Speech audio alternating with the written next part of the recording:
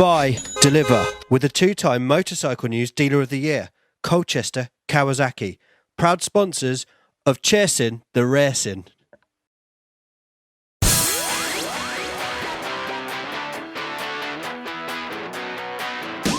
3, 2, 1, and welcome back to Chasin' the Racin, episode 77. And for anyone that's watching on YouTube, you might be able to see we're all in fuchsia pink championship winning t-shirts, and it's we thought at the end of the season we'll get some of the team together and go through what a great season we've had. Now, Lundy's just given us the invoice for the shirts.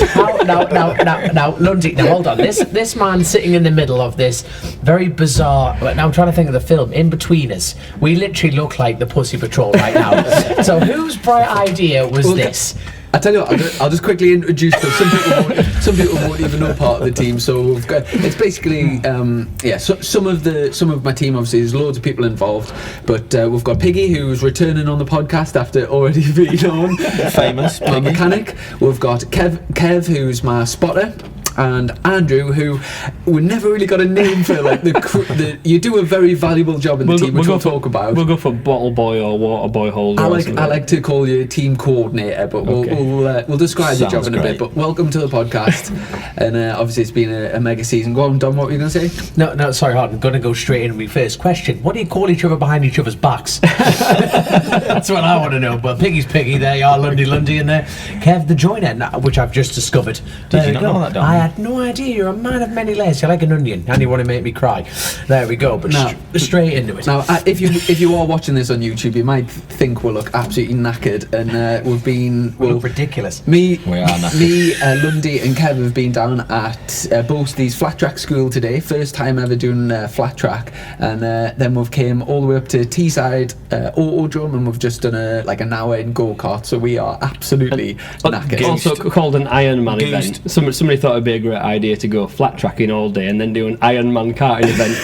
And then a podcast. Yeah, just a 40-minute race. Yeah, just trying to kill us off, isn't it? That was it. But I have to say, the two-wheel man spanked us all in the karts, didn't he? Well, he has played before, though, hasn't he? Well, yeah, but he was pretty impressive, wasn't he, I thought. Mate, you absolutely raped us. There's no other word about it. You just turned up. It was actually right.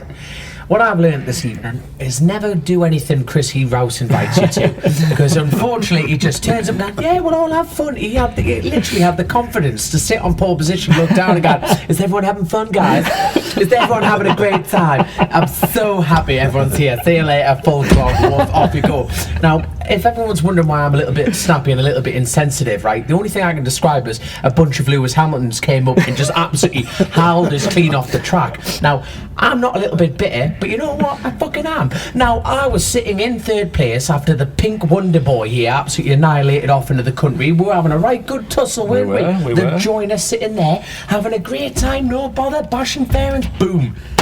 Knocked clean out of off the podium position, absolutely mugged on the last lap. You know what? There is no chivalry left in this sport whatsoever.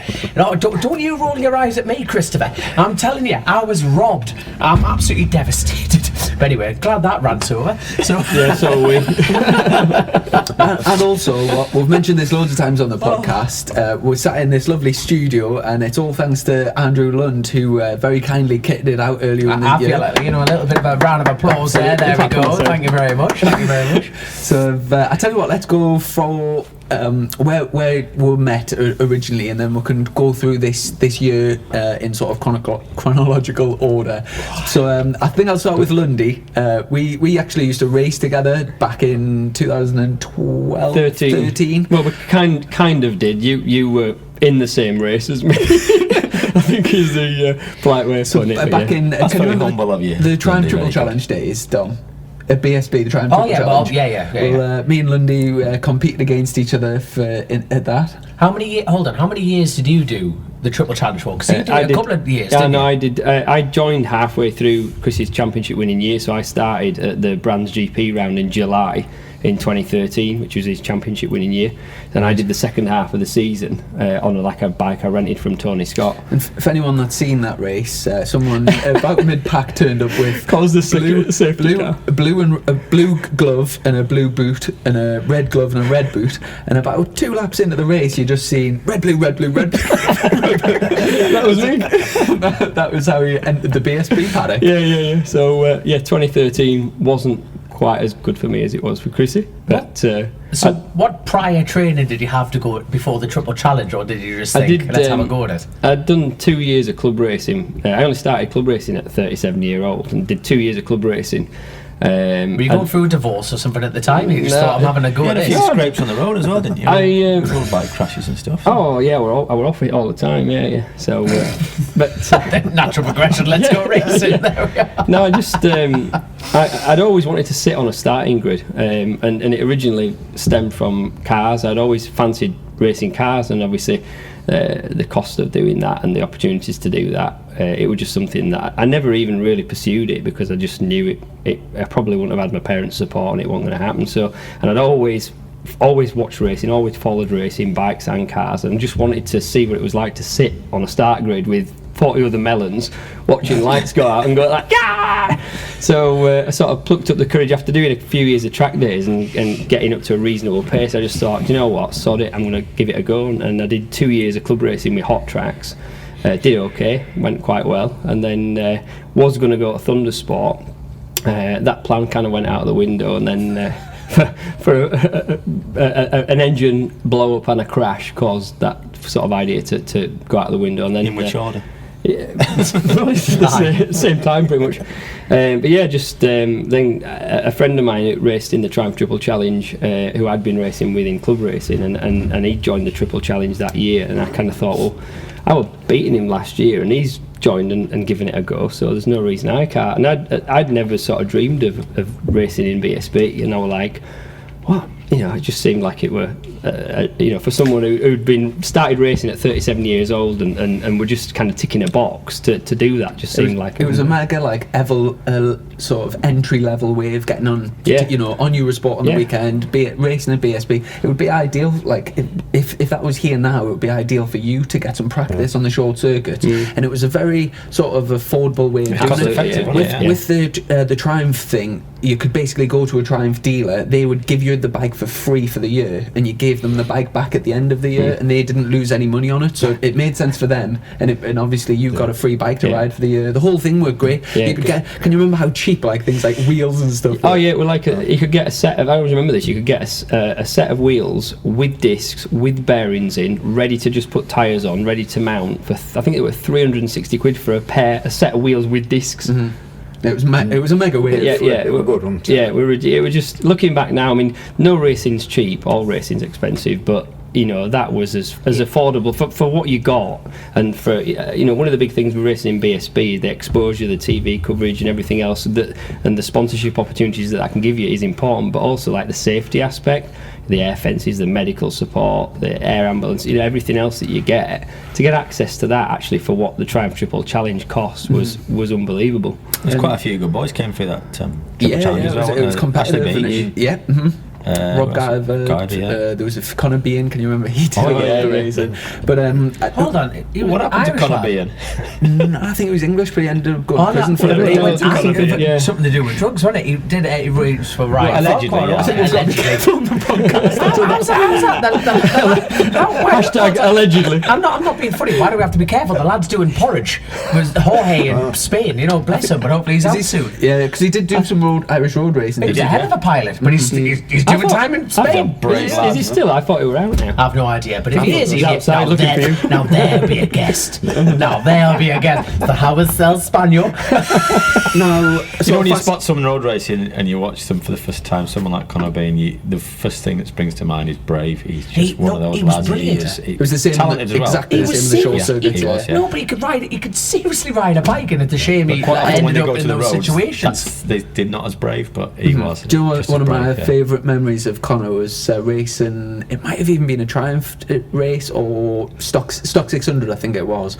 And do you know when the safety car comes out, the person that's leading has all the power?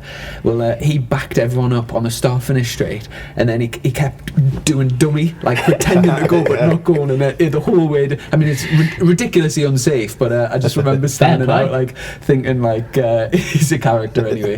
I tell you what, sort of fast forwarding from 2013 Triumph days, you were working within the BSB paddock, but for another team, and then you kind of fell out of racing and weren't doing anything. And then when I came to collect this earlier this year, I remember you saying, basically, you sort of knew the position I was going in at the time, and you basically said, like reluctantly, if you need a hand this year, then give us a shout, and obviously the rest being history. I mean, basically, I worked for a team, the same team between 2015 and 2015, 16, 17, and then 18. Worked with a few different riders, you being one of them at round one, and to be honest with you, I'd kind of fallen out of love of it a little bit. For me, like, the most important thing is people, and like how you deal with people, being honest with people.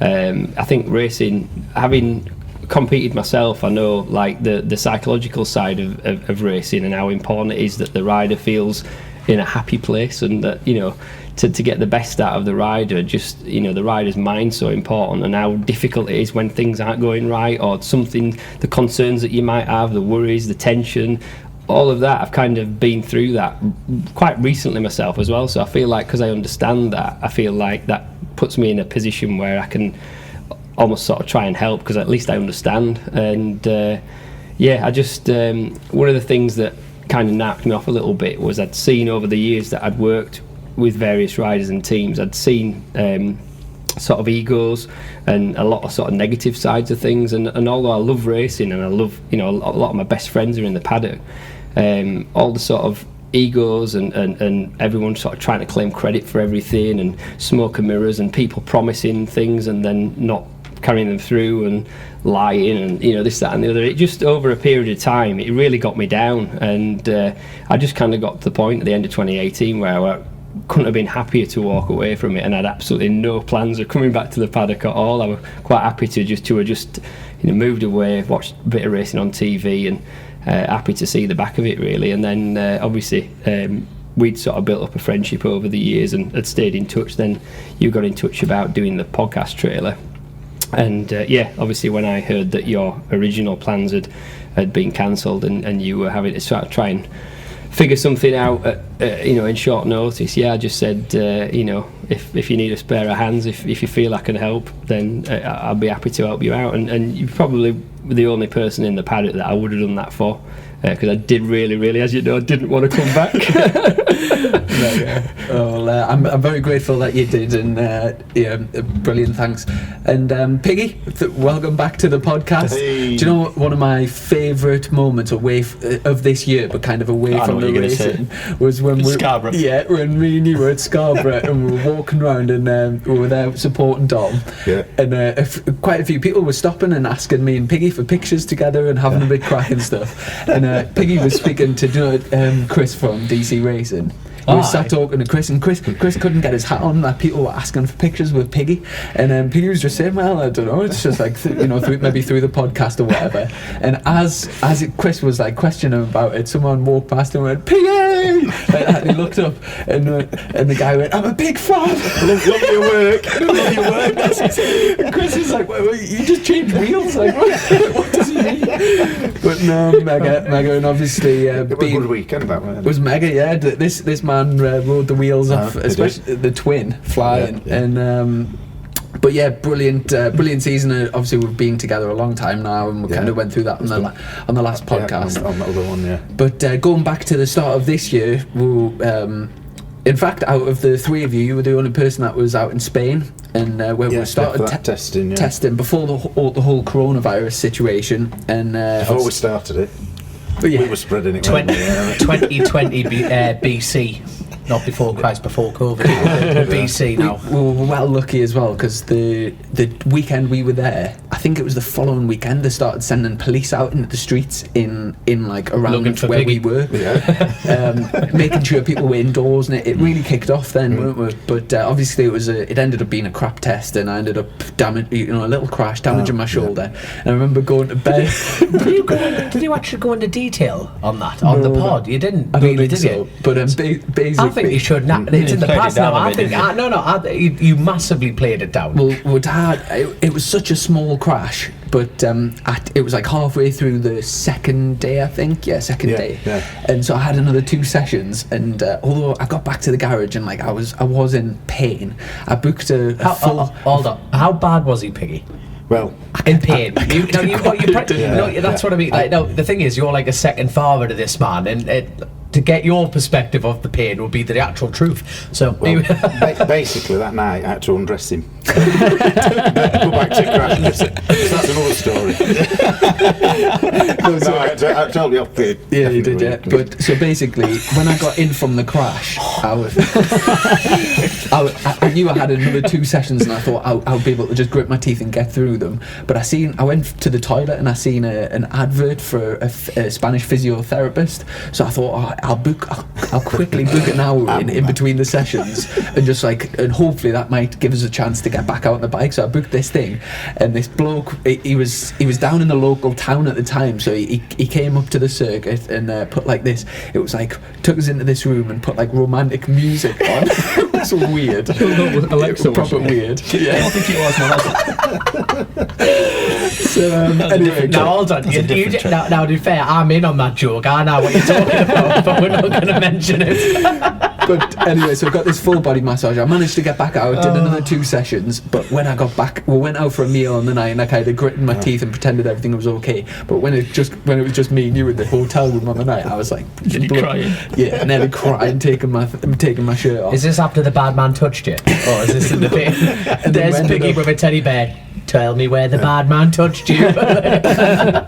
And then we got obviously flew home the next day, and to be honest, I didn't think it was anything serious. I thought I'd just given it a whack, but then obviously I went through a hospital, and it turned out to be something really serious, and got a big operation. And at the time, I thought the year was basically over before it had started. I rang my team and told them that I wasn't going to race until kind of August, and obviously then the whole coronavirus thing happened. So I think you started the coronavirus scamdemic somehow, because it's like it's worked in your favour so much. Yeah, do you know what? Obviously people are dying and whatever. It's Just get scamdemic. no, but it's hit a lot of businesses very hard, families hard, whatever. Yeah. But purely just for my racing this year, the timing was like couldn't have been better. On a selfish note. Yeah, for a pandemic, as far as pandemics go, yeah, it's worked out well. And obviously, when the lockdown first came in, I was in a sling. I couldn't do any. I couldn't drive. I couldn't do any sport. Couldn't do anything. And I guess we had a few months of pretty much nothing. Did you three work through the COVID thing? I did, yeah. I work alone anyway, so it didn't affect me at all. What about you, Piggy? No, we had a lot of time off struggling to get stuff and people's gardens. The merchants shut down for a kind of while. The sawmill shut down. Everything shut down.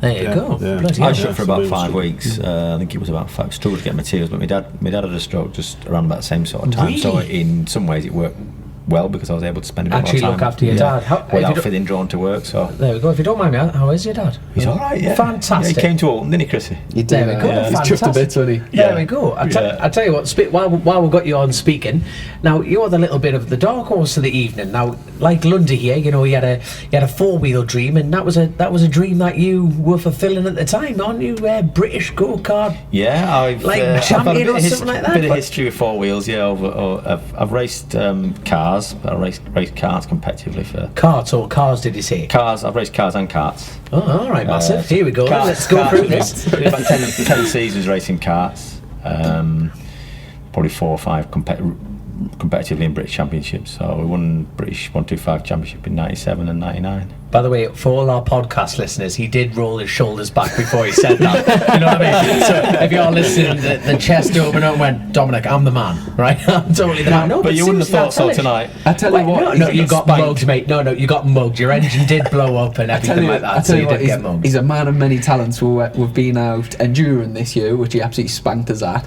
Flat track today. He's never done it before, and he was an absolute dab hand. So, and speaking of which, It kind of ties in with the story quite nicely. The beginning of this season, when we got the go-ahead from BSB that the season was going to go ahead, obviously I needed to make sure that my shoulder would withstand racing.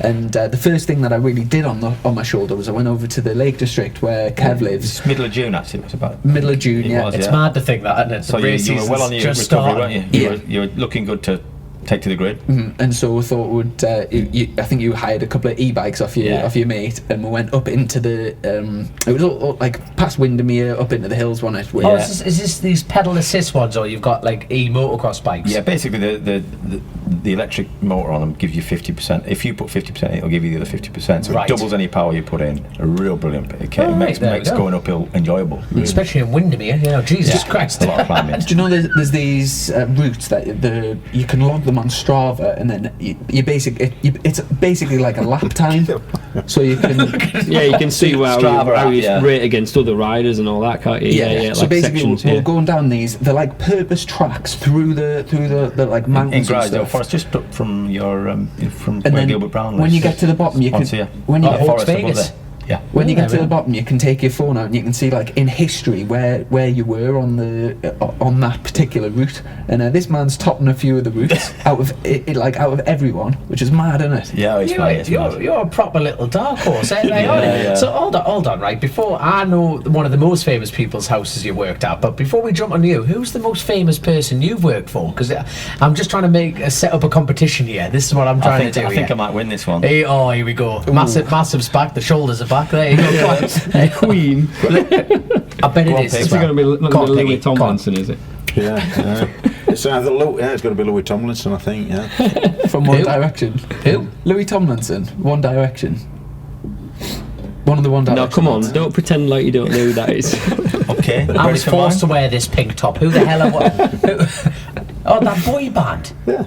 Oh, but fair play then. Fair play. It's like that with one. Where's he? Because you hold on, you're proper. You're a proud Yorkshireman, proper Rotherham lad. So you won't really. You feel a bit Teesside's a bit uncomfortable for you right now. A little bit out your district. I come Teesside. Cafe was shut, and I wanted a tea. Stuffed, John. Absolutely stuffed. So we got that One Direction dude. Yeah. Anyone else? No, I think that's it really. There we are then. Go on then. Sting. For God's sake! Have you worked at Sting's house? Yeah, we did a job on there about his holiday home in Grasmere. Yeah, maybe about 15, 20 years ago actually. Yeah, it's never met him. It's mega that part of the world, mind. You know, for getting that. No, just for a weekend away, like sort of all around your area. Really, it's such a beautiful part of the. Tell you where I did, but Tom Jones's house. Totally trumped. This is more like it. This is when Lundy interrupts and goes. I was just going to say what was his house like, but then you were going to say it's not unusual.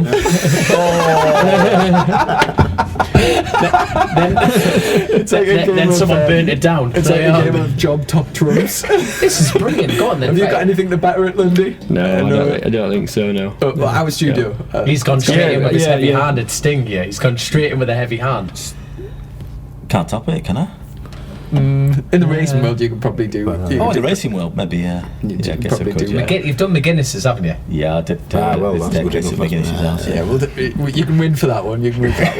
But going back to the story. So we're out in the forest doing some pedaling, and at the time I was fully anticipating getting back on the MSS Kawasaki bike. Like that was all in the pipeline, and I didn't really have I knew there was issues going on with the sponsorship side of things. But I did think that was the plan for the year, and I was pretty confident that was going ahead.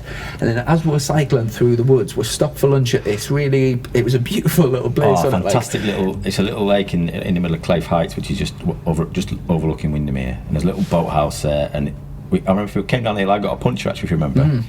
And so we stopped for a bit of something to eat. and it just started to rain as well. So it's like the mist was coming in, and it was very atmospheric. And his phone rang, and he said, "Oh, it's Nick Morgan."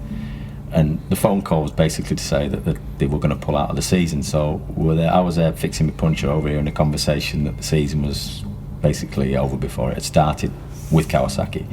And that's one of the stories of the season that sticks out for me, really. That was where it all sort of, from there it had to evolve into something different. That obviously the phone calls made that afternoon as well, and trying to get something going straight away, because time was limited, wasn't it? And we spent the rest of that trip and your phone went flat. Your phone went flat, didn't it, as well? Yes, I couldn't make any phone calls because of my phone, but we literally just spent the whole time just talking about possibilities and options and whatever. Yeah. And obviously at that point, I thought the funniest thing was in the morning, because you're going mountain biking. I remember your dad said, shouldn't be going mountain biking or whatever. He was a bit concerned with your shoulder. Said, we'll go careful. Look, I'll make sure he's all right.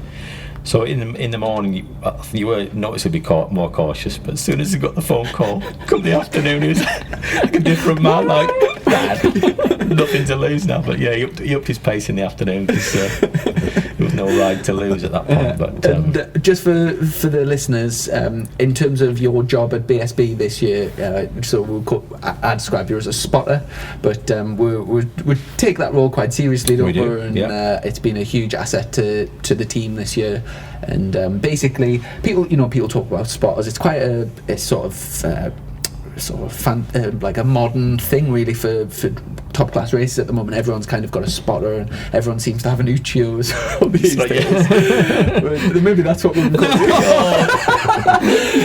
But spotter is, or basically, when I'm on track, Kev's pretty much everywhere, ducking and diving, especially this year with the this year's been difficult, because obviously some of the areas they weren't prohibited as such, but there were set areas you're supposed to spectate in.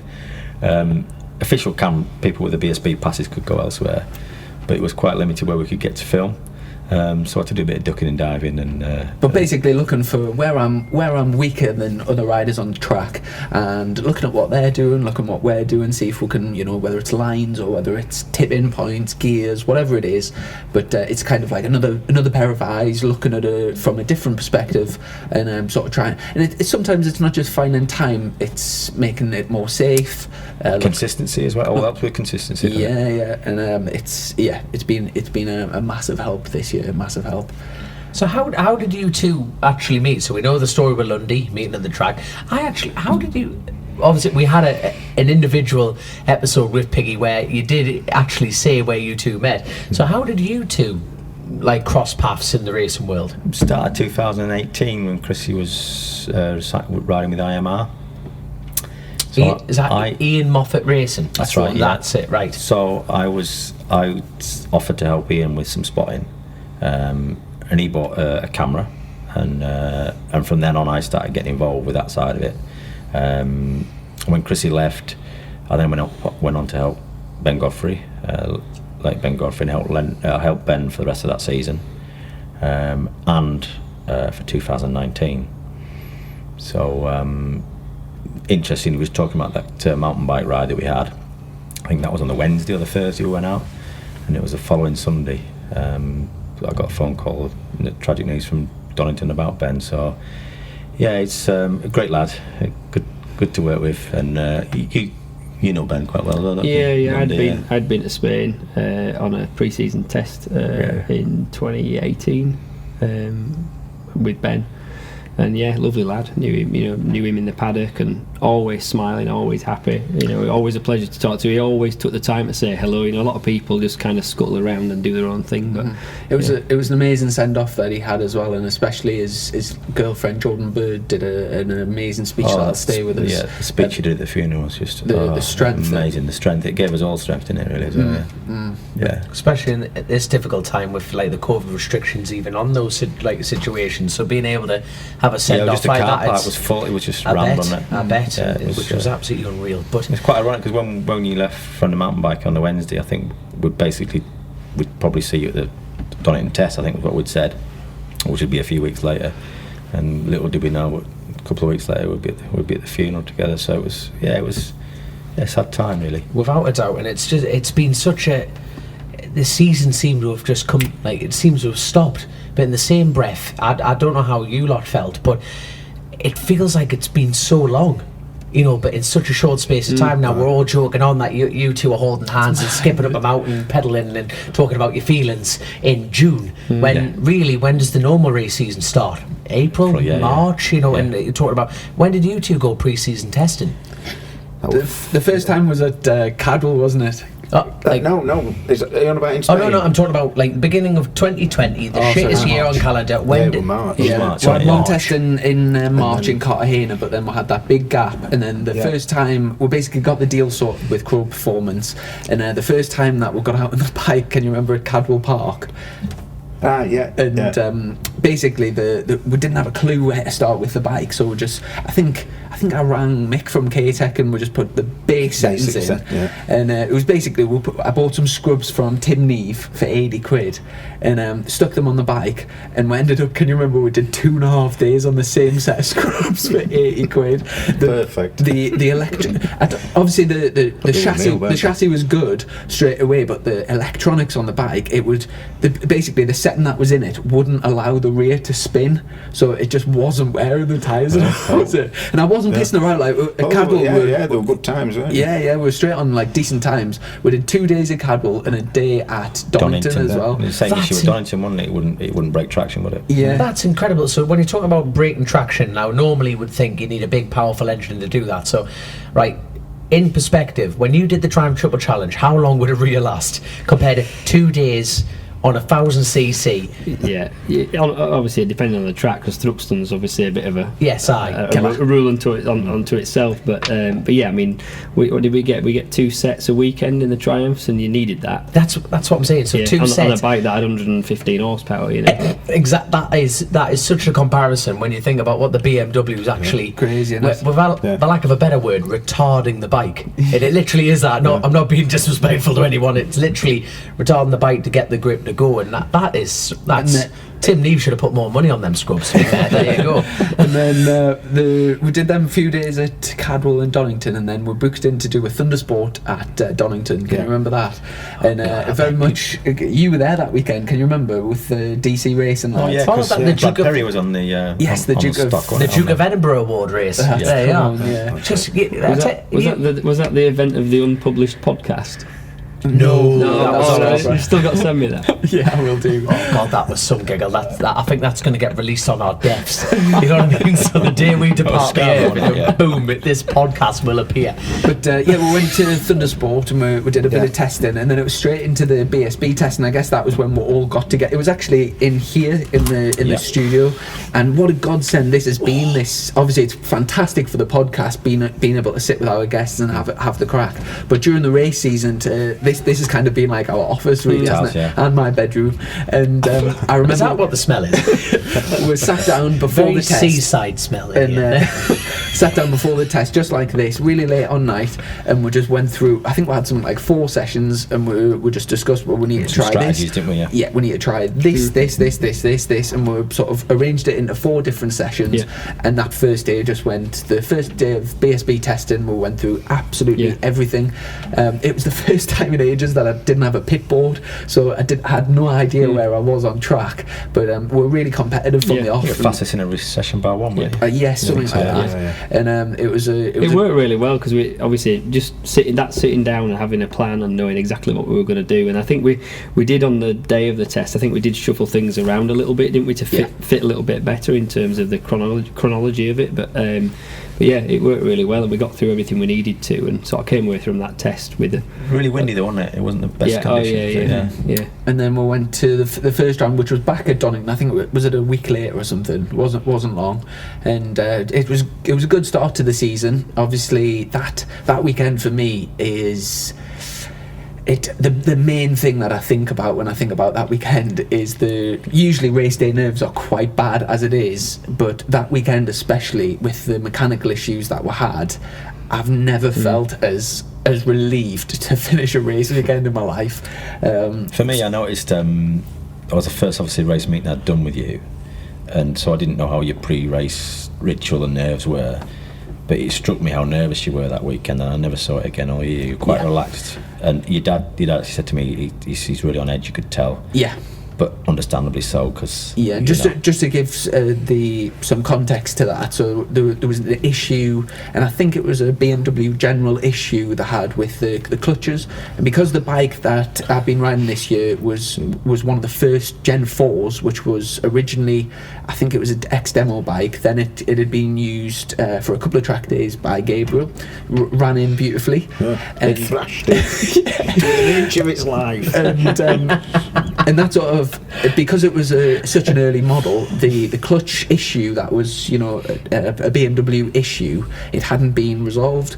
So basically, I think it had happened in one of the practice starts. It had when he came in, his And practice start, wasn't it? We spent all weekend trying to fix the issue, but it ended up just being a job where we had to send it back to BMW and get a new one. We thought if we kept it cool, it would be alright. Yeah. Not starting it, not running up to temperature before you went out. And we tried all sorts to just. But that first race of this season, I basically got to the grid and the bike wouldn't go in. Firstly, it wouldn't go into neutral. Back there, we thought we'd solved it, but then obviously warm up in the morning, you came in with a long face because we hadn't solved it. Yeah, and we basically knew we were going into the race knowing we on had the an front row issue. of the grid, knowing that it might stall, Yeah. and they were on the front row of the grid. So the first race of this season, I was third on the grid, I think. Yeah, I was third on the grid, and basically, so we're in first gear. The red lights go on, and as the red lights were on, the bike started creeping forward.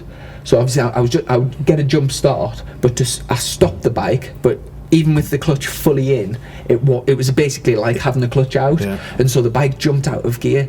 And with the red lights on, any second those red lights are going to go off, and you're going to have 40 of us setting off, and I would have just been a sitting duck on the front row. So the only thing that I could think of to make sure that I firstly didn't get ran over, and firstly had a chance to restart the race, was to lay the bike down and just jump up and wave my hands and just run for cover, basically. Yeah, create as much attention to make sure there wasn't a serious incident, and so pleased that that's what happened. And luckily the race got restarted. I had to start last, which I think was like 40th. I think I kept saying 42nd. Because there was a couple of non-starters. You've always got to add a bit of spice. But no, the thing with all that, the thing that I kind of remember most out of that whole process was how well you kept your head in that race, just because with everything that had happened, and then that on the grid, and then pushing the bike through, and then setting off from pit lane to then go around and then have to start from the back of the grid and do another start. But then once the race started and you were rolling, you just literally got on with it and picked everybody off and made the best of a bad situation, and to keep your head under that situation and get through all that traffic cleanly and not kind of crumble under all the stress of everything. I think that and other similar issues like that are really what made the difference for us this year. Definitely, because when to a lot of people kind of looking on, they might think, they've had all the bad luck this year. Some of our other competitors might think that they're lucky buggers, and we've not had any bad luck, but we've got things wrong, we've dropped the ball, we've had problems, we've had technical things, we've had breakdowns, we have had situations, but as a team we've all come together and dealt with them, and then we've done in the garage what we had to do and what we could do to minimise that problem. But then when the situation has been out on track, you've got the best out of a bad situation, and when the bike hasn't been particularly rideable, or when there's been a problem with the bike, you've always got the best possible result from the race. And to be fair, we came in and as a team we were gutted about the bike, but we were absolutely chuffed with that first race. And fifth, it was obviously starting from the front row, we were going for the win, but given the circumstances, it was a fifth. And then obviously there's the Sunday's race, so we're going into Sundays knowing that basically the bike might stall on the grid. Don't forget on the Saturday night you went to go and get another part made, didn't you? Try and fix the clutch. Yes, that's the one. Yeah, so we tried all kinds. And again, warm up in the morning, it wasn't any better, so you knew we were up against it. And I remember a conversation I had with your dad. You were obviously dead nervous again. And I'm a parent, and he's obviously your dad, so he's a parent. And we just looked at each other, and obviously we were really nervous about it. And we said, as a parent, really, we should be the sensible thing to do would be to pull him off. I think we knew that nobody would even consider it. No. Croy decided not to race, hadn't he? Croy didn't race for that weekend because he was having the same problem, and on safety grounds, and obviously he hasn't got a championship to win. Exactly, and like you say, it was knowing what was at stake, it was a big risk to take. And you were off 7 as well on the Sunday, weren't you? Because you were getting the pit wall as well, which is even worse, wasn't it? We were off 7, but so I was just hoping to get away in safely, and then the race got red flagged, so I had to do another restart. Then the race got red flagged again, and I had to do another race. So the one thing I didn't want was starts, and we just kept doing starts. But luckily it went through, and we ended up taking the win that day, and it was obviously the first win of the season. Clever in your approach to this, you turned the engine off on the start line, didn't you? Then you rocked it into neutral. That was the sort of strategy that we came up with, and it worked. So I remember your dad saying to me, Chrissy's really worried, do you think the clutch will be okay? Now, probably not. The answer is probably not. Now, to be fair, from what I've watched over the time, turning up at the odd meeting and everything. Now, to be fair, Lundy, you're in charge of the suspension, checking over that. Now, to be fair, Piggy, you're in charge of, in my opinion, the full-on bike. You know, you were double checking and checking. You did not stop throughout this whole entire period. Now, the only right, I think, this, bar the rider. Now, adrenaline fully takes over as a rider. You do not think about that clutch. Is that not fair to say? You weren't thinking about the clutch, nothing like that. But you mainly working on the bike, Piggy. Yeah. What were your nerves like? You know, at the end, you know, as a team, don't get me wrong, you're all in the same breath and everything, and you've all played your part. But you were getting in the clutch and getting it stripped out, you know, and all of you were checking it. But what were your nerves like? It was just the restarts, weren't it? Every time we got red flagged, oh no. As soon as we got it off the grid, it was... when you're ready. The starts weren't brilliant either, and you really worked hard on the first 2 or 3 laps, and you were up with the leaders, and we looked like the race was just coming out, and then the red flags come out, and you had to do it over again. And Tom had missed his pit lane, hadn't he? Yes, yeah. No, don't forget that was later on, because they had 2 false starts, 2 red flags, and then they cancelled the race till 5 o'clock. Oh yeah. So you had to wait around all day, worrying about the clutch again. Was one of them red flags Richard Cooper as well? Yes. For his legs. So there was a championship contender. Yeah. That was. Now he was on for the Bayfams team, for the Rutter team, wasn't he? So who else was involved? That you remember? Shane Richardson was one of them. Really? Water. That's what hose. Yeah, and then the Coops was the other one. That's right. Yes, Bennett. So we came spiced up very quickly. We came out of that first round anyway. There was me and Tom sort of had a first and a fifth each, and Damo Rees was joint on points with a second and a third, I think. Yeah. And the second round we went to Snetterden. We did a little bit of testing there with no limits, and sort of hit the ground running. I remember me and Matt were flying in practice early on, and same again in qualifying. And just a good opportunity to mention my teammate Matt. It's looking at the points after the season, it does not reflect the story of sort of mine and Matt's pace. Matt at times has matched me, you know, corner for corner on. He's on pole at Snetterton, wasn't he? Yeah, and to be fair, I probably only did as good lap time from getting a toe off Matt. And at times he's rode so well. He's been, you know, mega fast, but for some reason it just had the ball hasn't rolled for him. And you think obviously first 2 rounds he's got some decent points, and was, well, I think one race at Donington he had a problem, did he? I forget now. But on the pace and deservedly running at the front, but then it all seemed to unravel from Silverstone when he had the Pirelli thing on the grid. Yes. So he got pulled off the grid. Tyre rule. Yeah. So what? Explain that rule there, Lundy. Explain the tyre rule. Well, I never got involved with the particular incident, so I don't know what caused that. No, that made it sound like I'm grassing it. No, but I'm just saying. It was your fault, Lundy. Basically, when the minimum tyre pressure, isn't it? Yeah, there's a minimum tyre pressure on the grid for the rear tyre, for safety, and Pirelli have somebody on the grid to check it after the 3 minutes. So and that's a random check on any rider. Random spot check, and if you're under the minimum tyre pressure, there is 0 tolerance, and you're pushed off the grid. And in this, as I understand it, in this particular instance, there was whoever was responsible for testing the pressure, who was from Pirelli, had a faulty pressure gauge, and as they were trying to get the gauge onto the wheel, they let the air out, and then eventually, when they got a reading, obviously it was low. They let it all out. They did about 5 or 6 readings. I think I'm not sure if the gauge was faulty or if the guy accidentally had his finger on the thing, but they basically just kept letting air.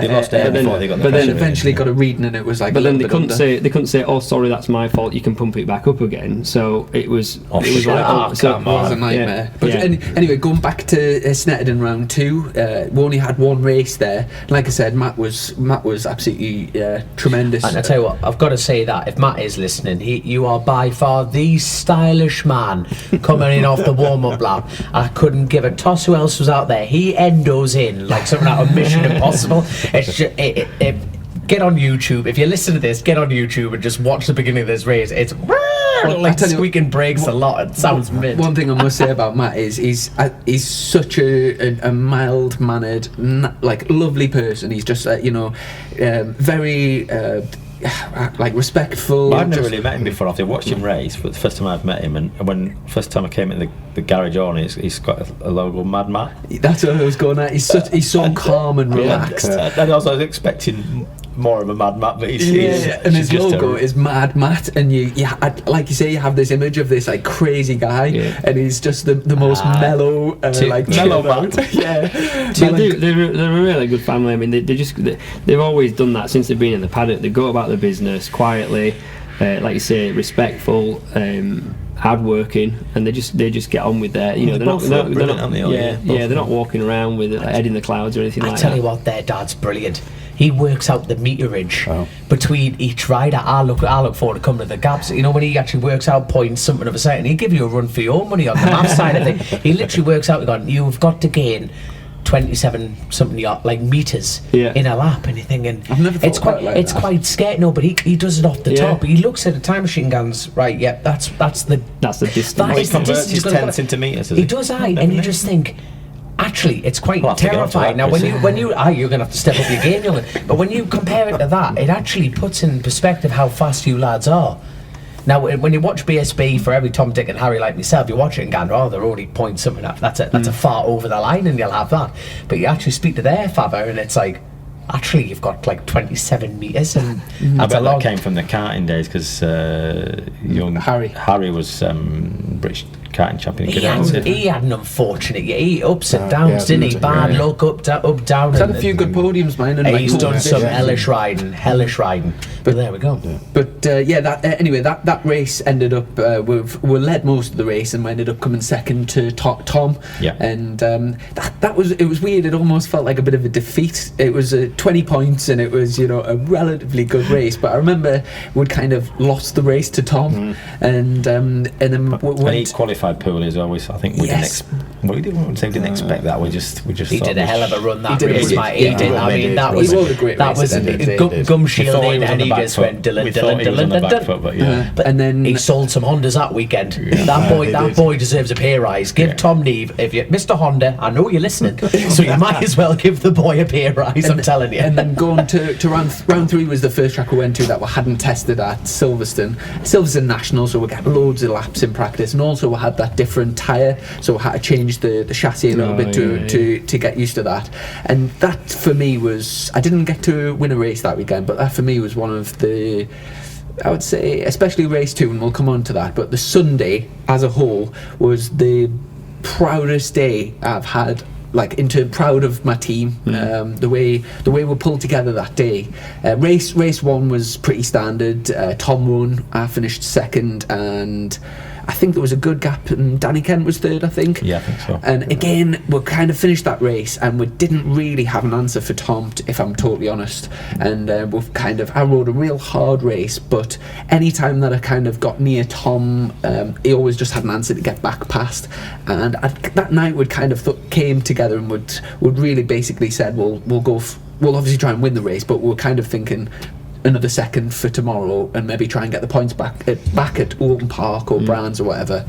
And the Sunday morning warm up, the engine just went, so we've got a few hours to the race, and all of a sudden the bike just lost a load of power and locked up in warm up. So I pushed the bike back. It was actually do you know one of the guys who owns Bathams? He jumped off the back of Michael Rutter and pushed. I've only met this guy once, and he pushed the bike. Is that the guy with the Jesus sandals? I'm not sure. Rutter goes, this guy was based, and I'm like, There's two brothers, and it was one of the brothers pushed it. It was a good push. Long pit lane as well. Yeah, he pushed us all the way back, we just quick as we could swapped the engines. And in fact, you talked us through, because it was a proper team effort, and it was a case of what Phil. Obviously, Phil is the boss really in the garage. He sort of takes control of the engines and the mechanical side. At the end of the day, Phil is writing the invoices. Phil's the guy that we tried to manage as much as we could between our sort of selves as a small unit for sort of 90% of the stuff. But then when we had a problem, we were like, Phil. Yeah, because at the end of the day, we'd never taken the engine out of that bike. We'd not done any work on it. So and it was a double whammy as well, because our spare engine was in a chassis, wasn't it? Yeah. That's it, yeah. And Phil was so calm under pressure, just came in. Obviously, there's a few hours to the race. It's very easy to flap and lose your shit, really. I think we had 3 hours, didn't we? And he just came in the garage dead calm, said straight away he diagnosed.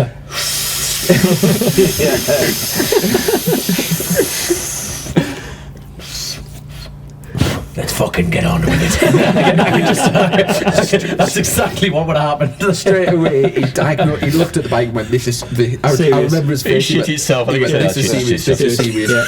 We're going to need an engine swap." And then we'll all cracked on. And he delegated the jobs out. You do this. You do this. You do this. Everyone just crammed in. Alan Towell was there as a sponsor. And he Turbo Tits. Big shout out to Turbo Tits. I actually had this. I actually had that down as my kind of one of when we did the thing for the when Dave done the little interviews for the Dave's documentary thing, and he asked kind of what's been one of your highlights of the year, and I actually said, obviously the wins have been fantastic, the results and the podiums and what have you, and the success that you've had on track and sharing, that's been great. But one of the things that really stuck out for me was that day.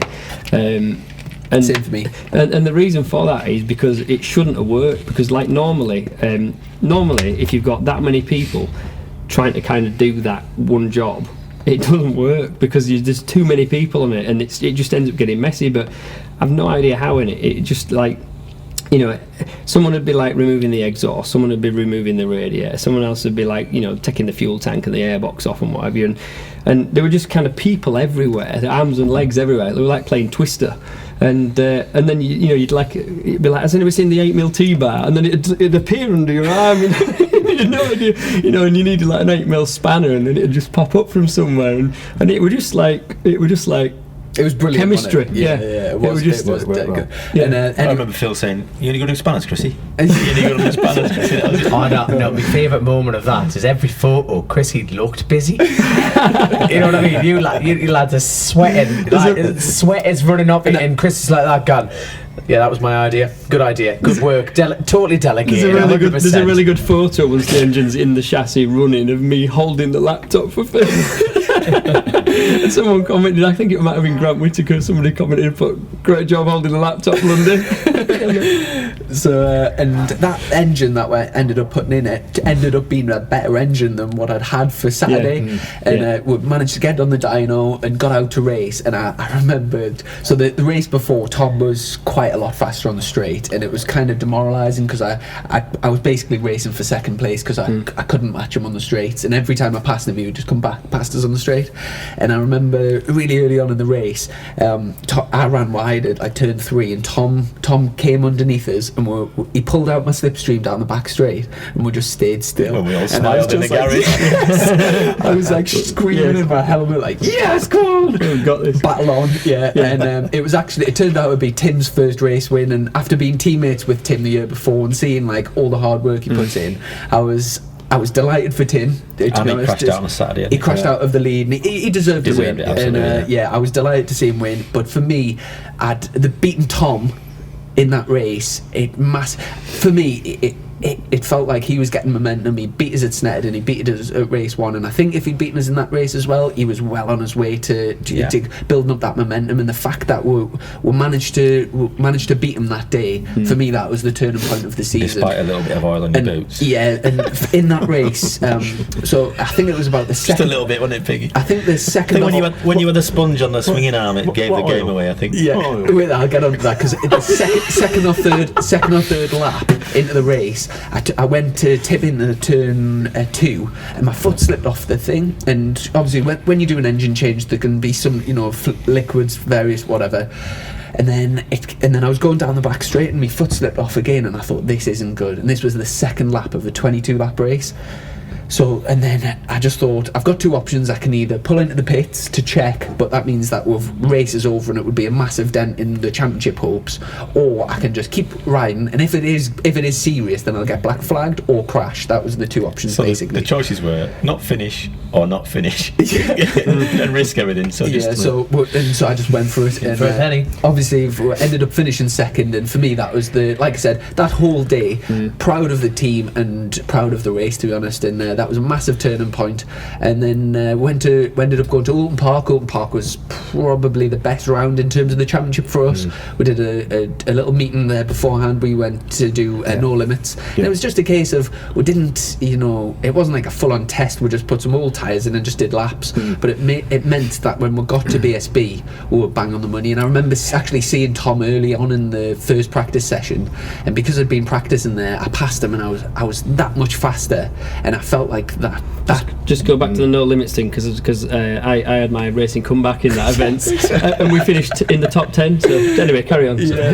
Lundy was on track for that one. The no limits endurance. No limits endurance. Did you have your blue boots and your red boots? Out of retirement. No, I left them at home. But that was a mega weekend, and again we had a massive mechanical problem in the first race. It was my first pole position of the year, and the first race, the shift cam sensor went on the bike, which basically means that when the bike gets to about $9,000, it doesn't then, the shift cam doesn't then shift the cam across, so it basically gets stuck at like $9,500, and it just kept happening on and off. It sounds like there's a helicopter landing somewhere, doesn't it? That's Peter Hickman landing at Teesside, ready for the British mini bike round this year. But it was just getting stuck, and we managed to battle through that to get a second, and then took the race win on the Sunday. So mega round that one, and then it was obviously going into the last two rounds of the season. Donington ended up being our worst round, really.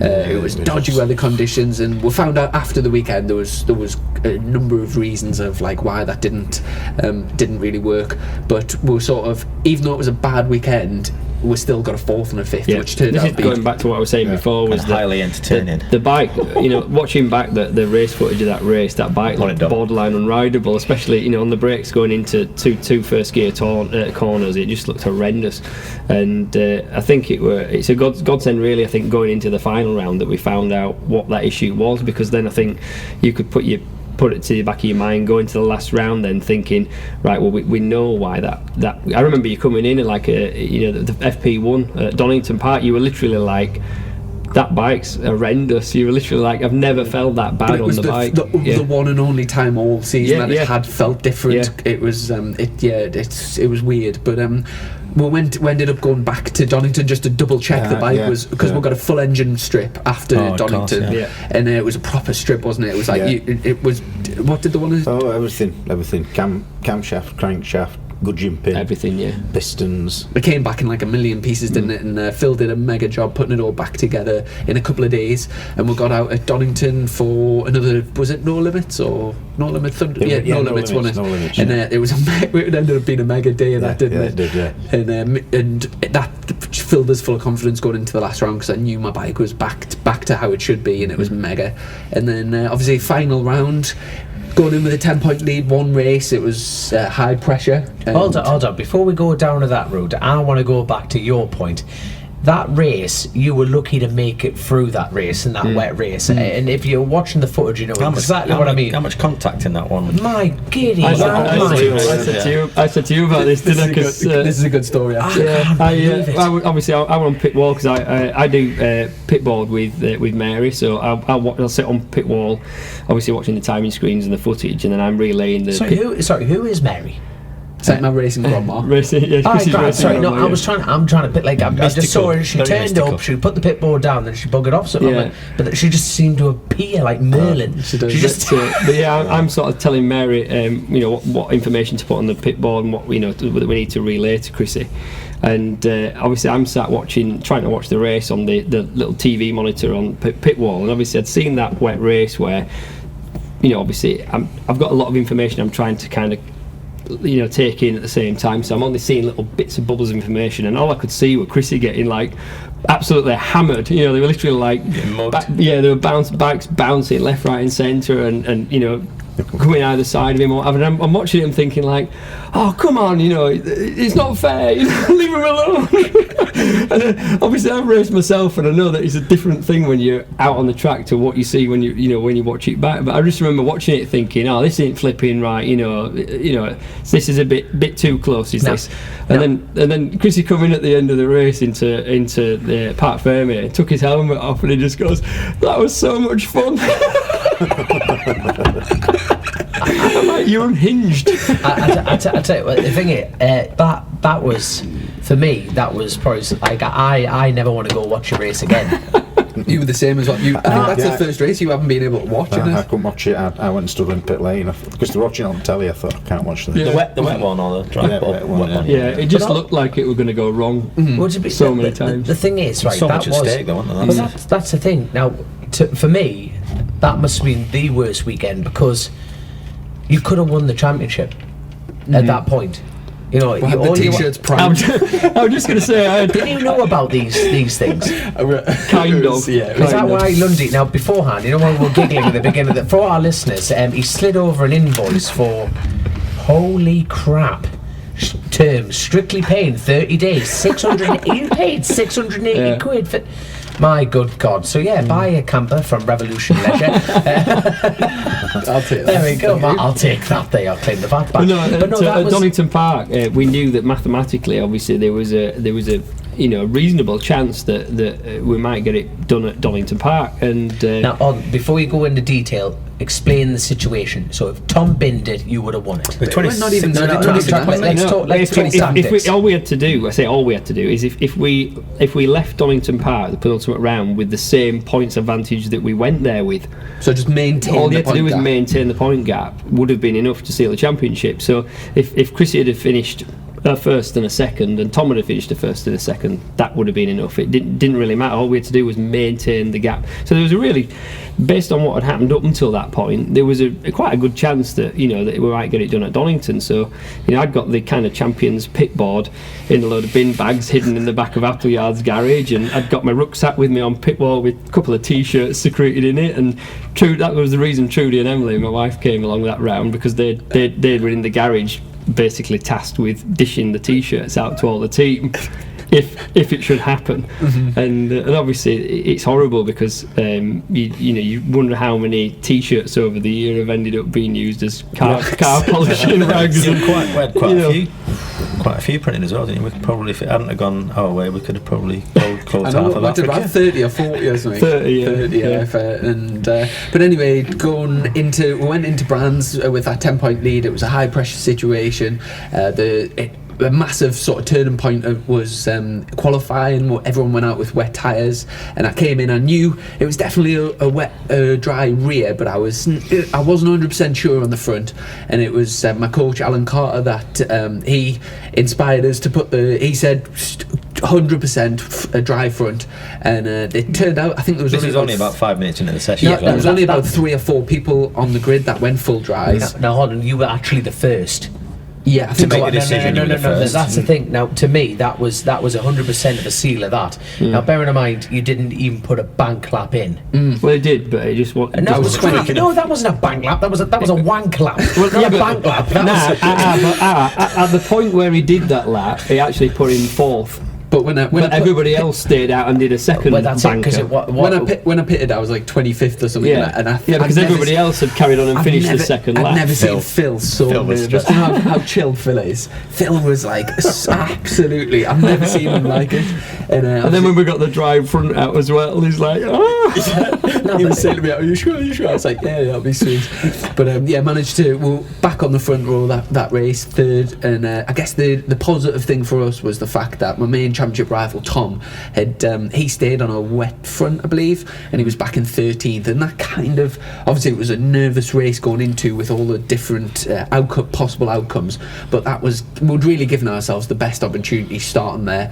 Bearing in mind, for the listeners, we're talking BSB here, so I kid you not, if you all watch this on YouTube, I bet the dry line was thinner than this. Oh, it's in places. In some places, It in wasn't some dry in places. places. That's what I Yeah. mean. So it absolutely chucked it down. Everyone was on. You could control a wet tyre more. Well, the by safest bet stepping was a on- wet front. Wet front, Yeah. front wet. Yeah. So, but the fact is, like for me, sitting on the outside looking in, it was unshakable self-confidence in the fact of this is my decision. I'm going for it, and more importantly, the bloody thing paid off. And it was from there. It was just like right.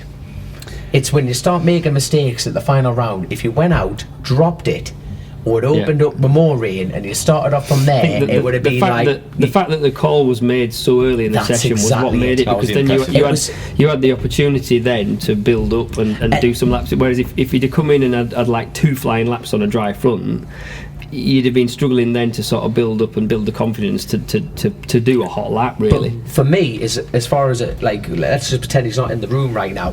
But as far as a future like 100% ready for a superbike, if Yeah. that has not shown. Yeah. Now, what I find from the politics of racing is people don't really care about the last round. Yes, the championship's on the line and everything. It show what a rider does in building up. Now, with a privateer team taking on the Goliath that is Honda, and yes, there are other teams in there with a bigger budget than you've had, blah blah blah blah. But what is shown is the maturity of the team leading up to that one decision.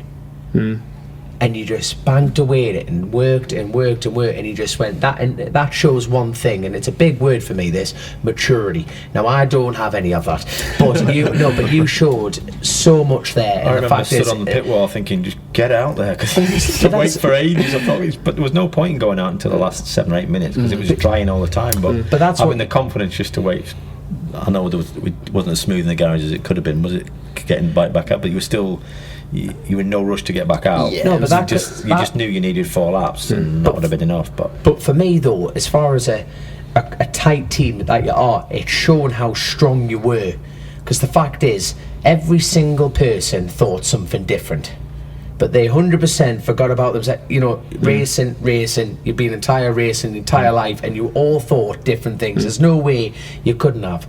But you came in, you went, this is what I want, and you Yeah. just went, We'd already click. Yeah, just put the wheel in, and then you we'd just already went, talked through all the different scenarios before the start of the session, and team, we had like all the different versions of what tyres we might need. We had another new wet already on a warmer if we needed it. We had a set of dries that were hot on warmers that were already scrubbed in, so we didn't want to go out on a wet track on brand new dries.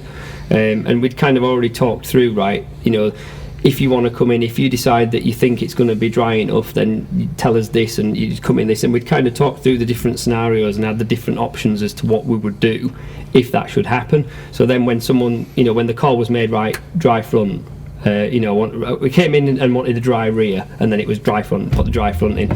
So we already had everything in place then to jump on and that to happen. So and it worked. And it it was worked. a It bit worked. nice It to see worked. it go purple on that last lap. When that banker, when his first banker came And in. and obviously it was a great job, front row, and then going into the race, obviously within the first lap the championship was all over, and unfortunately Let's paint a bit of foreplay before this. We're talking about this. I'm all about the foreplay here. So at the moment, let's paint a scene for people who haven't watched it or fell asleep at this point. But right, he's on 3rd position. Billy McConnell on 1st. Now your main championship rival. Where did Tom? 13th he was. 13th because of that tyre decision. Now, for me, it was a case of when you went into that race, it was ideal. Because Billy McConnell, I just had this image of Billy McConnell is just a fantastic pilot, safe, reliable, and more importantly, he pulls the pin from the last 3 laps. You know what I mean? He controls the pace, doesn't he? And then just goes, whoop, when he needs, doesn't he? We've said it time and time again. He just goes, this is the pace. Nah, I want to go a bit faster. And that comes in the last 3 laps. So he could control that race, get in, and get going. You didn't have to lead. You didn't have to lead that race. So for me, the danger came from behind. Now, someone who has gone from strength to strength to strength is British champion Danny Kent. And he showed in that wet race that he wasn't scared to rub, was he? You know what I mean? He was like going through, he got through the bank. So you looked at like the lads behind you that were willing, because bearing in mind this is the last race of the entire year. Not only you're looking for a job, every person on that grid from the front to the back are trying to do something. And There- they there was now, quite- to be there was fair, quite a they big- couldn't give a crap if you were trying to win a championship. Tom Neve was trying to win a championship, nothing. There was 20 other lads going to go through you. There was quite a big battle for third in the championship as well between Tim, Billy, and Lewis Wallow. So they were all scrapping for that. Obviously, me and Tom, and everyone's got. Obviously, Danny's wanting to get a race win to end the season on a high, and everyone's got their own battles. But yeah. So we got through first corner up the hill into Druids, and I was like sort of nice and defensive, just get through the first few corners nice and safe. But unbeknownst to me at the time, obviously Tom had to get through as fast as he possibly can. And if you watch it back, didn't get the best launch, and he actually lunged his brother Tim going into Druids. Really? And as if you watch it back, Tom leaves about a foot, and under the circumstances that, like, obviously they both know Tom needs to get through to have a chance of winning the championship. And Tim, his twin brother, goes back underneath him, and I wouldn't say he lifts him up. No, he doesn't lift him up. By going back underneath him, he pushes Tom wide, and Tom's still eager to get on the gas and things. And he had a monster high side, which obviously ended his thing. But I've got to say, Tom had two choices. He could accept defeat, or he could go out fighting. And credit where credit's due. He went for it. Yeah. And But you've got to respect that. And I would also say he's been a fabulous opponent all season. The one thing that I was kind of worried about going into this year is Tim and Tom are such cracking lads that I thought, especially when it became obvious it was me and Tom going for the championship, I really, really didn't want there to be any big conflict or sort of nastiness, because I do like Sometimes it's inevitable, isn't it? But yes, and I'm really pleased we've got through the season with staying with good mates. And it is exactly the same between my dad bumped into Tom and Tim's dad, Rob, on the morning of the race. Yeah. And basically Rob said exactly what we would have said in the same position. He just said, we're not interested in finishing second. Second may as well be 20th. We're here to win, and we'll go out and try and win the race. And but he said we'll still be friends afterwards. Yes, he said we're friends now, and whatever happens today, we'll be friends after. Which that's very classic. And Tom were literally the first person to get to the winner's enclosure at the end of the race. Want to congratulate. And yet again, that shows a mark of a champion in himself. Well, if you know what I mean? A proper It's sportsman, isn't it? Exactly. So fair play. But mind you, it doesn't explain the scarecrow on Instagram. They made a lovely replica of you, and Tom and Tim with a combine harvester mowed over you. It was a fantastic. I think that was a private video. I shouldn't have said that. I've replayed that fucker so many times. It's been brilliant. But to be fair, like you say, it's actually unfortunate that they are generally amazingly lovely lads. Yeah. It's a shame they're not just a couple of spoiled little bellends, because it would have been so much nicer just to hate them. But they're not. They're really, really good lads. And obviously that summed up the season. From that point, I had a little dash on my pipboard. I knew Tom was out, and I didn't take any unnecessary risks, but I thought it would be really nice to finish on a podium. So I sort of stayed with the leaders, didn't make any crazy moves. This is one of the things that I think any potential superbike team managers might want to understand about you is that even under that situation when you were riding. You're riding around, you'd know that you've just won the championship, you're in a podium position, it's the last round of the year, everyone's got a no fucks given attitude to the last round of the year, often where it's it's season, end of the season now, I'm looking for exactly, I've got plenty of time to heal broken bones. What did Whitten once say? He said that it's this time of year when lads start thinking about Christmas, and they don't mind having the Christmas dinner through a straw. But you obviously typical Whitten. You were riding around, and you said to me that at that point in time, what you didn't want to do is completely needlessly end up putting the bike in a load of buckets, trying to win the race that you didn't need to win, just to prove a pointless point. Couldn't agree more. And it's been great that obviously Gabriel showed it. Obviously, Crow Performance as a company have really gotten us out of the shit this year. Exactly, massively helped us out. But it was particularly Gabriel. It was Gabriel's bike, and I remember from day one when we had the meeting with them at Mark Racin, it was Phil's very much a realist, and he knows all the hard work and the risks and the possible outcomes. And he was kind of like, well, we'll probably could do it, but it's going to be a squeeze. Gabriel was so enthusiastic, and he's really obviously Gabriel's Phil's Phil's business partner, yeah, and he put so much faith in us, and it's been great the fact that I've sort of hired the bike from him all year, and we've managed to give him the bike back with never been down the road. Yeah. Now, and he's going to mount that. I think he's going to keep that bike. It's been on its side, right? That I was about to say, because I totally forgot about you just dropping on the star line. So it was a genteel. So anyone that will, if anyone's trying to buy that bike, it says never been crashed. It's a full-on lie. So I will say though that second race at Donington, that could have been in a bucket of bits. That bike, if it had come off the bunny, went into the back of Danny. Smoke off the tyre. Should put that clip on YouTube. Actually. Yeah, we'll do. And obviously, amazing season, and we've kind of rounded it off. It really has been fantastic, and I'm so grateful for all three of you. As you know, people ask about how teams work and stuff, and every team's different, but these three lads volunteer for us every weekend, give up the weekends to come and help us out, and it's been a massive team effort, and I'm unbelievably grateful for what you've done for us this year, so thanks very much. It's been a pleasure. Before we'll wrap things up though, I think first of all we need a joke. I hope you brought a joke. I was about to say, is that bag of cement come down here? I'm not Do you know the amount of messages we get asking for jokes from you is unbelievable. I was about to say, people have been listening to this knowing he's on the show, and people have been tapping their fingers going, where's this joke? He's sat there all quiet. Putting it at the start and just say... On a serious note, you know that Sunday morning? Is this a joke? Last... At Brands Hatch? Yeah. Before you come into the garage, Phil comes up to me and, Piggy, I've had a dream. I said, what about? What's that a dream? He went, gear lever falls off. Can you remember? Yeah. And he's just like panicking that gear lever's going to fall off. And I'm like, Phil, it's sound. It's not come loose all year. It's not. No. We need another bolt in here now. He came in the garage. Phil, leave it. It's all right. I've checked it. It's all right. And he went off for a bit, and then you started milling about, and he went, Chrissy, I've had a dream. He'd had a dream that last race of the season, the gear lever, so he had to come through and put another bolt, extra bolt, just thinking, like the peg foot gear lever, if that fell off, because he had a dream that had fell off. So fair play to the man. And it just won't settle. I've not seen him. I mean, big bloke. And he made you sit on it, didn't you, and see whether or not you could change gear with a little bolt if the peg fell off. No, I tell you what, fair play, because a lot of people would just panic. Like, at least he acts on his actions, shall we say? So fair play. Funny, isn't it? Well, fair play. And the first, as I was coming out from Caravan, I was down at Bottom End. You know where rally track is? Yeah. So I was right down, because there were no spectators. You were living there, you were in a different place. Down Piggy's Palace. That's right, Piggy's Palace. Piggy's Palace. Ladies are welcome. So as I was walking up, there were, as you come out to Aylwood Centre, or Aylwood's Bar, on a normal race day, there's a grandstand on your left, and there's an ice cream van.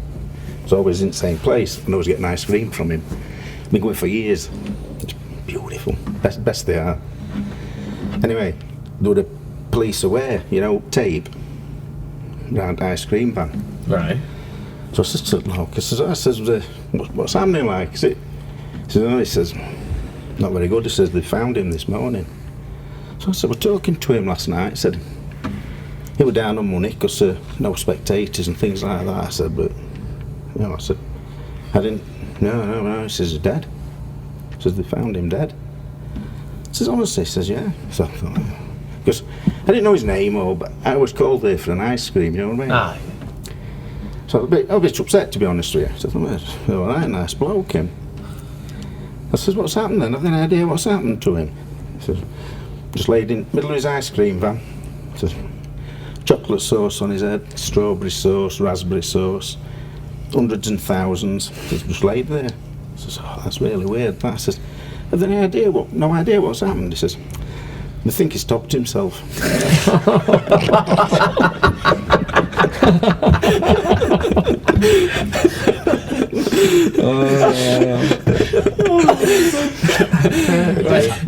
That's actually better than your championship win. By the way, I think we actually haven't said it, but I'm going to say it to the lot of you. Congratulations, seriously, for becoming champions. Yeah.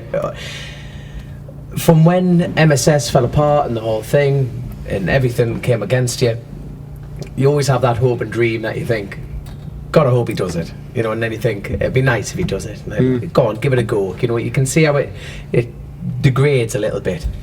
So at what point do you feel like this became real? Was it that Snetterden moment?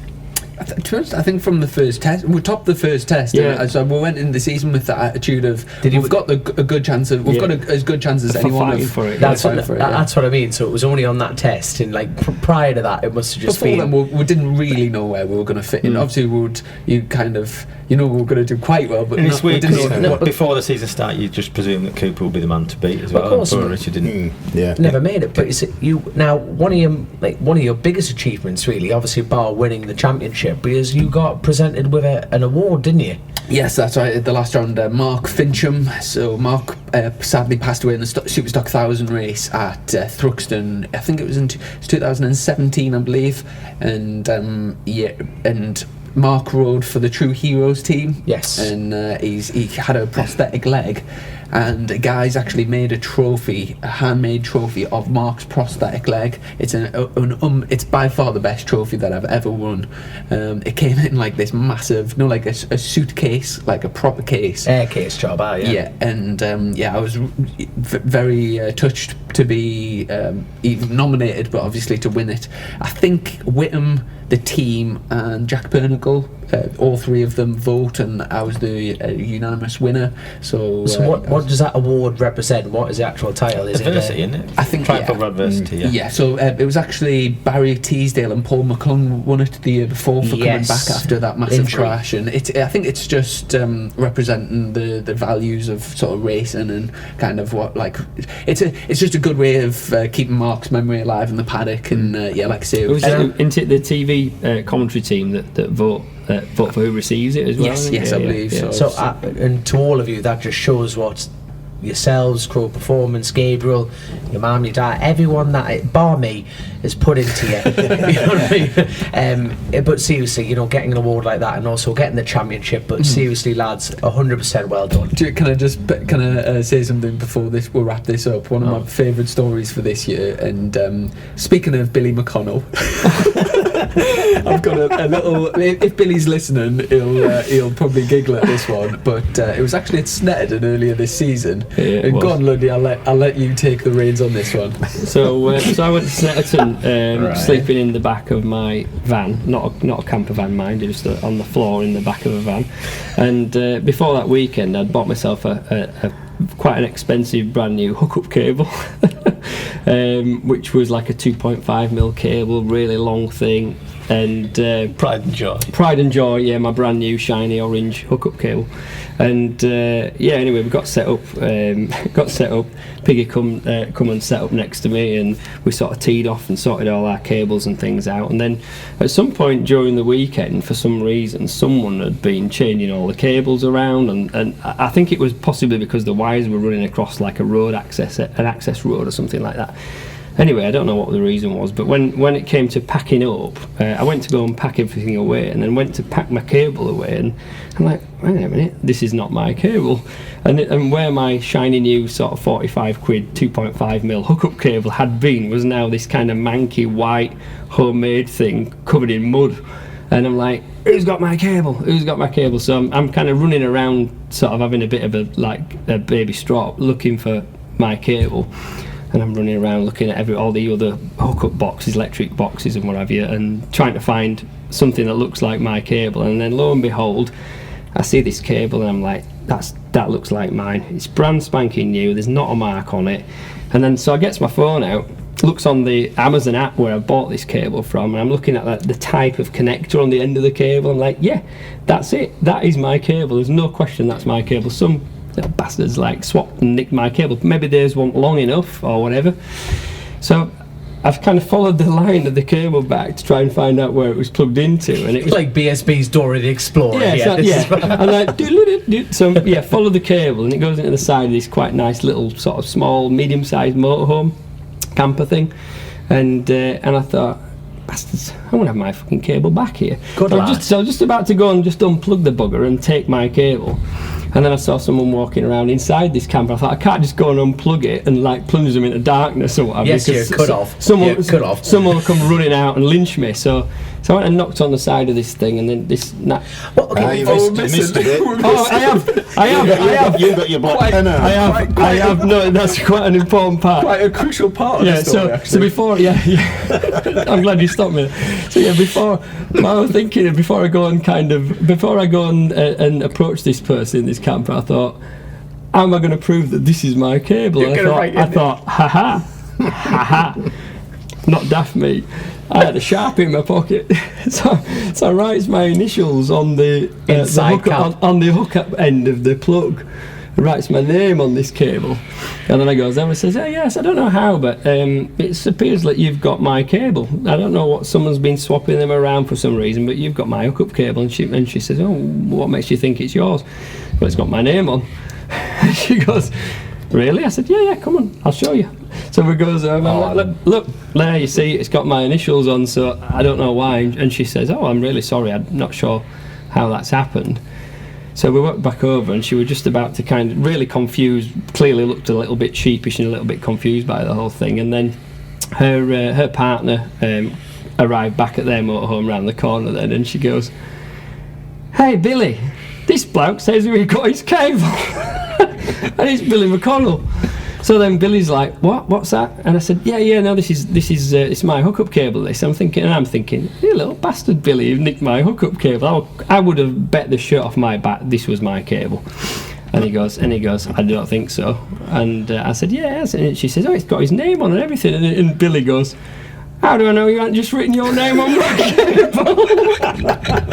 Not dafting Billy. And then he got the reel out. So then Billy goes, "I don't think so." And then he opens up this locker on the back of his motor, this brand new motor. Opens his locker at the back of the motor, gets the plastic bag out that had the cable in, that was the same as mine, that he'd opened and taken out of the packet when he arrived on Thursday. And I'm kind of, at this point, I'm just wanting to like dig a hole to jump in, thinking, yeah, I've clearly fucked up here. And I didn't really know what to say. That I didn't want to at that point go, "Oh yeah, you've caught me, I'm sorry, it's not my cable after all, I've just written my name on your cable." So I just got on my push bike, or your push bike, and pedalled away. And then I made sure that I kept my COVID mask on So every have you not time. admitted since? This is the first time you admitted it. This is the first time I admitted, so sorry, Billy. We're kind of forced to admit that one. Yeah, no. So, who's got your cable? No idea. Never found no it. idea. Never Never got found back. it. Someone will be listening to cable this thief. in the BSB Someone will be panic. chuckling. You let Billy keep it. I think Piggy's got it. God, I hope you do. I hope this comes up in another 10 years from now going, "Remember that time?" I'm going to sell it to Billy next year. He doesn't need one. He's got a really nice new one with my name on. Before we wrap things up, just obviously we've talked about kind of highlights and stuff, but I'll go through each of you. Is there anything that we haven't mentioned that sort of highlight of the season? It might be something big, might be something small. Anything that The stands steak. out. Go on, you. The steak, yeah, the steak. The steak. My dad loved yeah. that, so go on. Oh, yeah. No, it was just the best meal I've ever had in the BSB paddock. Yeah, Martin's steak. My dad and Fantastic. Katie. His dad's came down. meat. That was it. Yeah. It was a good meal. It to be was, fair. Kev, anything stand out for you I think for me, the Donington win. for the First round. first race? Yeah, mega. Mainly because of the clutch and you were home safe, and I thought that from the test, all the way we did at the test, it looked like we weren't going to get a win out of the weekend, and so to pull it off was, it was pretty special. Yeah. Anything for you, Piggy? Yeah, just your rides really, and you know them that are a bit, like I said, the ones with clutches, and Yeah. when you've had that oil leak trouble, and It's weird, and isn't you it? How just fetch that it home, and you're like, you never complain, Yeah. sort of thing. You never like moan, you never kick off. You'll just say, "No, Piggy, it's." it's weird how you remember when you those. got that bit of a leak. I'm looking at, we're chasing it all over when it ended up with that You crack. thought it was weren't throttle it? bodies, and I think we. Yeah, we throttle found body like gasket. loads of things that it could have been. And it didn't do it next session, and then it'd do it again, didn't it? And it was like, and I was clean pegs and that, don't I? Before you go out, I was duck pegs, levers, get some brake cleaner and do them all. So there's no, sometimes there's soles of your boots, don't I? When there's, and I'd been checking it and I couldn't find it. We had found so many things that could have been causing it. And I said, I can't find this leak, Chrissy. And you just went, I'm getting used to it, don't worry about it. It's weird though. It's weird how you remember all the kind of like adversity. You remember all the difficult races or the difficult and the way that the problems that we had and the results that we got from those. And I kind of remember those more than I remember that when everything goes perfectly well and and you have a great race and you go around and you win and what have you. Obviously, it's fantastic, but it's the difficult times that you really remember, and those are the days that you build the championship. I think there's a few times this season as well where I've thought to myself, you can never presume, but you feel like your numbers up, and it's like at with Silverstone when the engine went down in warm up. It was a last lap of warm up. In fact, the engine had lasted one more lap. Or 2 more laps. It would have gone on the warm-up lap of the race, and that would have been no points. We wouldn't have had time to fix it. Been a few times like that, hasn't it? When you had the oil leak at Silverstone and you got second, it was second, wasn't it, in that race with the leak? Well, Billy wasn't happy in that one, was he either? I remember you looked white as a sheet. You looked like seeing a ghost when we got into the winners' enclosure. You took your helmet off and you just looked at me and you went, that's like literally the most difficult race I've ever done. And you were like, look at my right boot, and it was just like soaked in oil. And you're like, I haven't Piggy been was bringing the sponge out. That's why we're laughing, because Piggy was trying to quickly wipe all the oil off the back. And Park came in, and we had like literally everyone standing around watching. They were all looking at him, weren't they? Tom's screen was covered, wasn't it? Yeah. It was difficult, wasn't it? But just the time of things that and even at the last round, free practice 2 there, with that little issue.